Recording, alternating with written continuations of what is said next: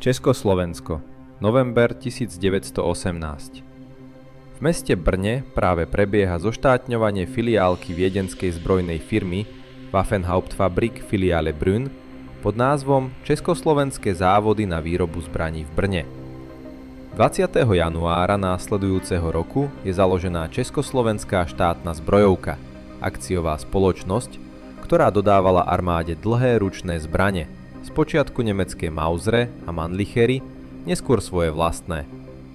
Práve tu má svoj pôvod aj ľahký guľomet Bren Mk1.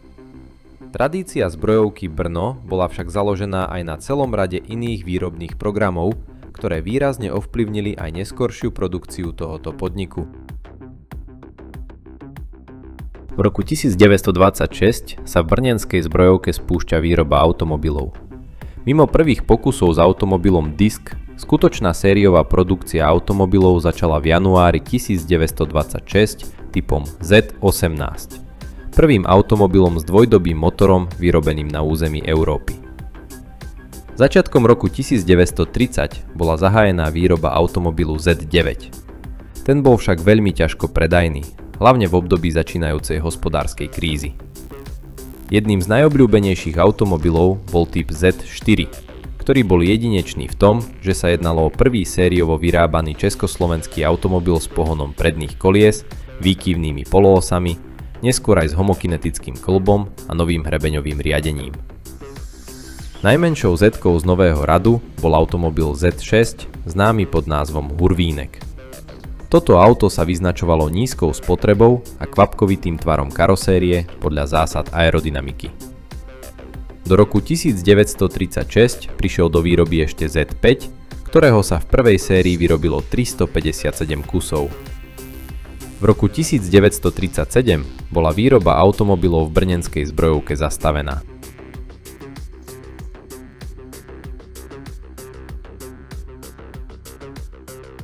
Dňa 22. marca 1939 bola zbrojovka premenovaná na Reichswerke Hermann Göring AG a postupne sa stala súčasťou koncernu Waffen Union až do konca apríla 1945, kedy sa jej vrátil naspäť jej pôvodný názov a firma bola znárodnená. Po ukončení vojny bolo v prvom rade nutné vykonať obnovu výrobných priestorov a zariadení.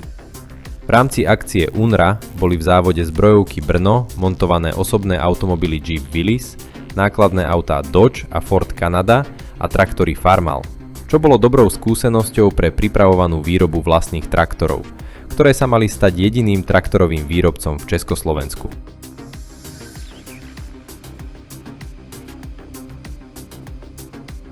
Prvé koncepty traktorov Zetor však spadajú ešte do doby pred skončením druhej svetovej vojny, kedy na konštrukcii traktorových motorov pracoval profesor inžinier František Musil a doktor inžinier Jaroslav Mikš, ktorí spolu s inžinierom Přikrylem a kolektívom skúsených konštruktérov zahájili po oslobodení prácu na koncepčne novom českom traktore.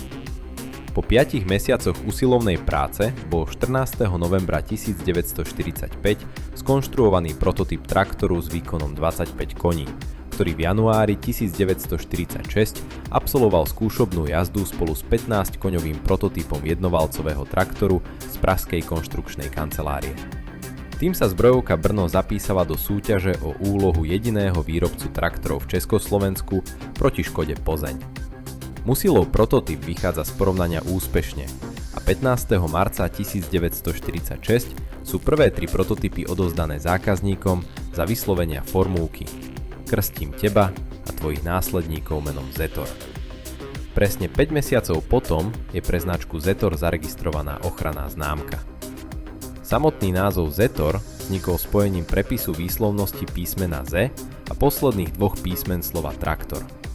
Iná verzia zasa tvrdí, že názov vznikol spojením prvých 3 a posledných 2 písmen slovného spojenia zemnedelský traktor. V septembri 1946 bol traktor predstavený verejnosti na veľtrhu v Prahe, spolu s ostatnými výrobkami zo zbrojovky, ktorými boli napríklad písacie stroje, športové zbrane, automatické a priemyslové váhy. Počítalo sa s výrobou 9350 traktorov. Prvý dvojročný hospodársky plán Československej republiky však požadoval viac kusov preto boli uskutočnené potrebné opatrenia a montážny čas traktorov sa znížil zo 157 na 88 hodín práce.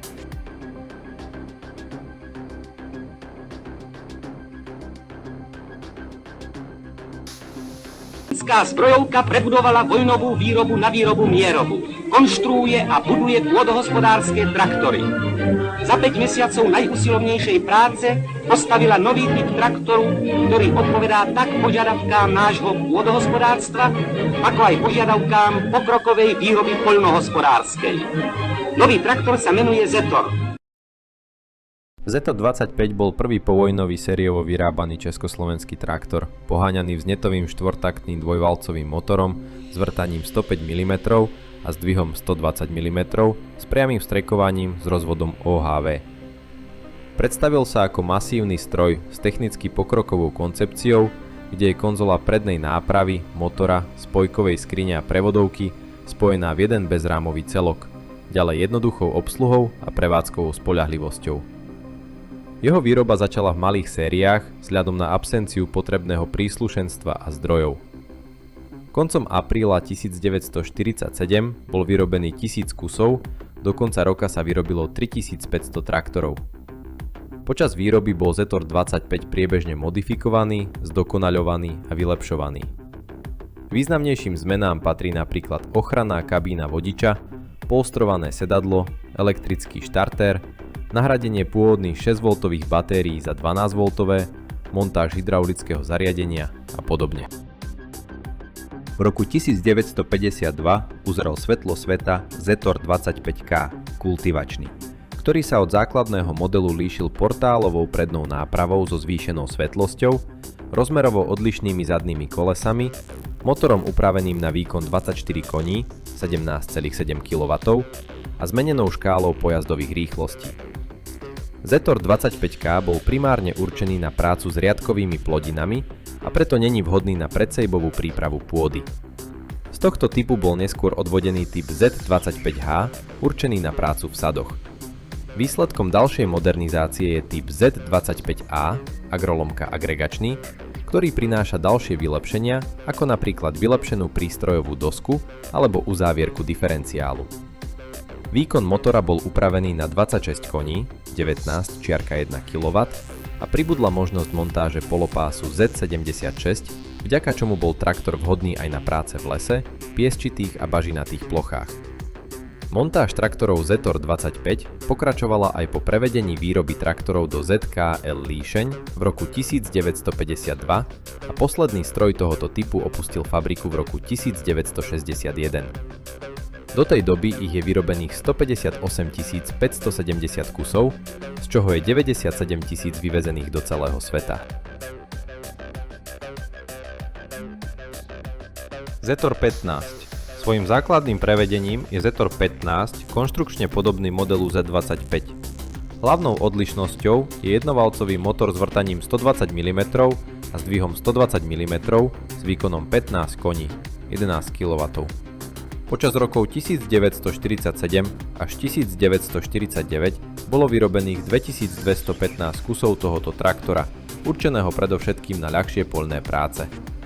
Po roku 1949 už jeho výroba obnovená nikdy nebola. Mal byť totiž nahradený traktorom Zetor 30. Zetor 30. V roku 1948 bol na poľnohospodárskom veľtrhu predstavený univerzálny traktor Zetor 30 so systémom priameho vstrekovania paliva a výrivou komórkou v pieste na miesto hlavy valca, vďaka čomu dosiahol motor výkonu 30 koní. Traktor získava zlatú medailu, ale do sériovej výroby sa nedostáva, pretože Národný výbor požaduje traktory vyššej výkonovej kategórie. V roku 1954 je založená výskumno-vývojová základňa Zetoru, ktorá využíva skúsenosti technikov brnenskej zbrojovky. Prvým výsledkom ich snaženia je Zetor Super, neskôr označený aj ako Zetor 35. Jednalo sa o posledný traktor vyrábaný priamo v brnenskom závode. Traktor je bezrámovej konštrukcie s odpruženými nápravami, štvorvalcovým vznetovým motorom s výkonom 42 koní, 31 kW. Pre prácu v menej únosnom teréne sa dodával aj s dvojmontážou zadných kolies, prípadne polopásom. Jeho zavedenie do výroby bolo však veľmi zdĺhavé a pre podnik dokonca stratové. Zatiaľ čo v Líšni prebiehala výroba modelu Z25 so ziskom 8%, výroba Zetoru Super prebiehala so stratou 135%. Napriek tomu sa v časovom úseku 5 rokov podarí vyrobiť 21 500 traktorov tohoto modelu. V roku 1956 Zetor reaguje na dopyt po pásových traktoroch spôsobený nedostatkom hydraulických systémov zvesenia pre uľahčenie nápravy a pomalým vývojom traktorových pneumatík. Ich odpoveďou je Zetor Super P, predstavený na výstave Československého strojárenstva v Brne. Do roku 1958 je traktorov tohoto prevedenia vyrobených okolo 4200 kusov. V malom množstve existoval Zetor Super aj vo verzii County, teda so všetkými kolesami rovnakej veľkosti a riadením na systéme pribrzďovania. V roku 1959 sú vybudované dve montážne linky na výrobu traktoru Zetor 35, ktoré sú neskôr zlúčené do jednej. Koncom 50. rokov 20. storočia začal vznikať modernizovaný prototyp Zetora Super, označený ako Zetor 50 Super. Podľa Národného výboru však tento stroj nebol v súlade s koncepciou výroby traktorov v krajinách RVHP. V roku 1959 však traktor naplno obstál v homologizačných skúškach a v roku 1960 naplno nahradil slabší Z35, oproti ktorému bola jeho prevádzka hospodárnejšia. S vhodným prídavným náradím sa mohol používať na takmer všetky typy poľnohospodárskych prác. Do konca výroby v roku 1968 bolo vyrobených 150 506 kusov tohoto traktora. Modernizáciu traktora Z50 Super mal predstavovať prototyp traktora ZT56, avšak aj napriek vyššiemu výkonu a účinnejším brzdám sa do výroby nedostal, hlavne kvôli nedostatočnej rezerve krútiaceho momentu, vysokej spotrebe paliva a nevhodne riešenej kabíne.